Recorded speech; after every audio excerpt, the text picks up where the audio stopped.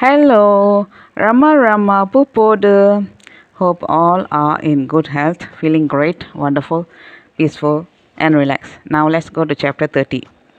Return Journey. God is an ocean of compassion.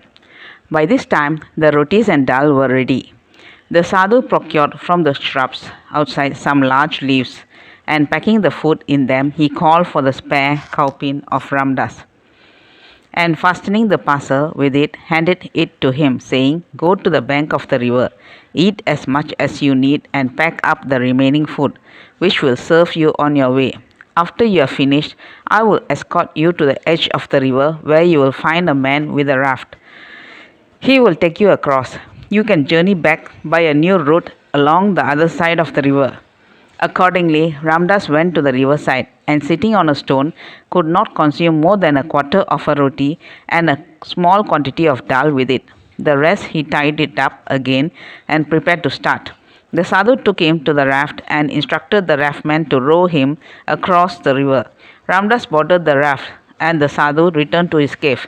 The current in the river was very strong, but the raftman was equal to it.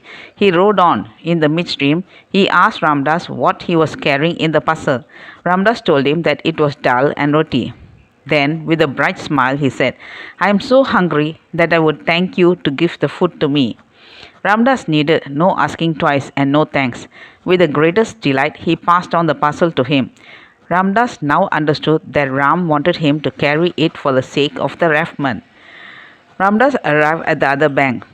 As he proceeded on the sands a few steps, he found an old man chopping a fallen tree with a hatchet for making a post. Ramdas went up to him and sat beside him. "Ramji," Ramdas asked, "will you please show Ramdas the way that leads to Swarga Ashram?"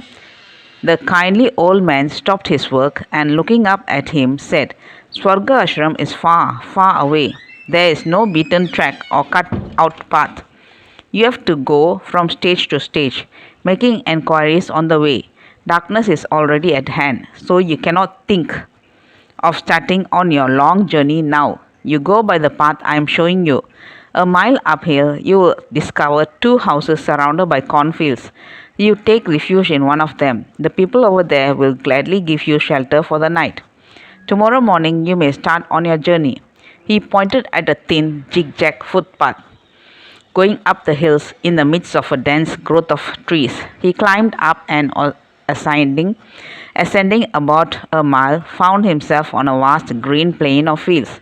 The mountains still rising higher in the background, he noticed two small houses, about 40 yards from each other, standing in the midst of the fields. He passed through the fields towards one of them.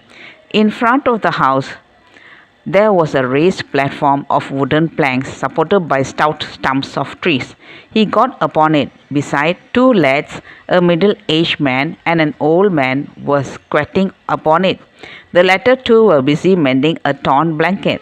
When they saw him, the middle-aged man rose and, procuring from the house a black rug, spread it on the floor and beckoned him to sit on it. He sat down. He asked as to where Ramdas was coming from and whither he was bound. Ramdas replied that he was hailing from Vashishta and was on his way to Swarga Ashram. The middle-aged man, "You must have then met the sadhu who lives in the cave. He does not let any other sadhu stay at the place. He makes it a point to drive him away. He is harsh and cruel." Ramdas: "Externally, he may appear to be harsh, but he has a soft heart. God's Leela is wonderful. He plays in various roles." The sadhu fed Ramdas with dal and roti before leaving the ashram. In many ways, he was kind and loving to him. This is strange. We have found him far from kind and courteous. However, by the way, for the night, what shall we offer you?" After a pause of moodiness, he said, "Here I have a number of cows," pointing to a herd of cows resting in an open enclosure facing the dwelling. "But I count it a misfortune that at the moment none of them is yielding milk. Oh, I should be so happy to feed you with milk." Again, after a moment's thought, he called his son, one of the lads, and asked him to run to the neighboring house with a pot for some milk, and spread two thick blankets on a coir cot, the only furniture in the house, and lighting up a fire in front of it, asked Ramdas to enter and occupy it. He made him lie down and began to shampoo his legs. He addressed Ramdas, his heart welling up with love. You are veritably Ishvara, who has come to my humble abode. I am only a miserable samsari, lost in the whirlpool of Maya. I have been crying to God to grant me peace, and He has, in answer to my prayer, come to me in your form. God is indeed the very ocean of compassion and mercy. Ramdas, Hare Ram, this is all your Leela. Ishvara is the friend of the helpless and servant of his devotees. Ramdas is the only a child of God. Thou art he indeed who is deluging him with thy unbounded love. Ramdas cannot find words to express with what motherly kindness and care he tended Ramdas. His daughter, aged about 12, was preparing the food, his wife being no longer in the land of the mortals. That's all, folks. Let's see in the next chapter. Thank you. Bye bye. Rama Rama Pupoda.